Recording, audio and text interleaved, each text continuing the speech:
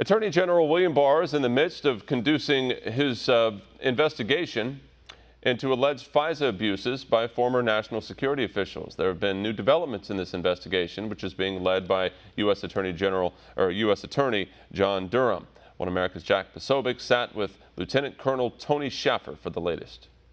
All right, we're excited to welcome back here to One America News, Tony Shaffer, the president of the London Center for Policy Research. Thank you so much for coming on. Jack, always great to be on. Thanks for having me. Now, we've heard in the past few days the IG report, there's been a delay because they're doing more investigation, they're having more witnesses coming forward. Tell us, what are you hearing on your end about that? There's three things going on. First, apparently there's additional witnesses, whistleblowers, something like that, who they've discovered and they want to obtain more details from. And my opinion is these are probably field operatives of some sort who have either been encouraged or had the courage, or found their own courage to come forward and fill in some details which are missing. Secondly, there's still a need to, I think, find missing documents. My understanding is there's additional FISA warrants and requests which are being looked at right now. Third, and most importantly, I think they're trying to figure out a way to actually put together grand juries and other organizations which may have to receive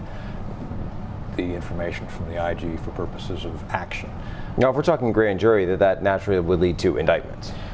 Criminal charges and indictments is the thing I'm hearing. From a larger view, what is the role of the IG report and Attorney General Barr's review as far as the IC writ large? The IG is simply going to look at two organizations, DOJ, FBI, and for departures of internal procedure and violations of law which are incidental to the violations. We see the FBI, DOJ trying to hold back exculpatory evidence that would have pertained to members of the Trump campaign. Now, we're also hearing there may be some of this on George Papadopoulos. Absolutely. Apparently the tapes, actual tapes which have been reviewed, indicate that the FBI had indeed exculpatory information relating to Papadopoulos' own comments. Those comments were not included in the FISA request.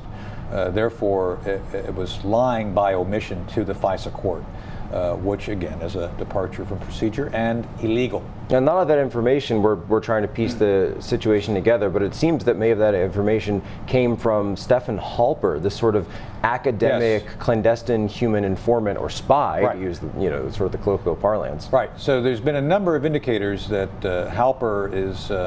There's about 5 key assets I think the FBI and CIA used in conjunction. Halper being a member of the Office of Net Assessment, a DoD organization, which I believe, based on my own research, has been co-opted for political purposes by those who were working in the Obama administration to establish a false narrative. My understanding is Halper is under investigation from DoD because he was largely being paid for. His contract was being paid for by DoD to do everything he's doing here. Do you think that the IG report is enough, or that we're going to need more to really put this all to bed? No, I think the IG report should serve as essentially a start point. And I don't want to sound paranoid, I don't want to sound partisan, but speaking as a professional intelligence officer, if there's smoke of this magnitude, there's a large fire still underneath the whole pile of tires. Tony Shaffer, president of the London Center for Policy Research. Thank you as always. Great. Jack, always good to be on. Thanks. Want to see more videos like this?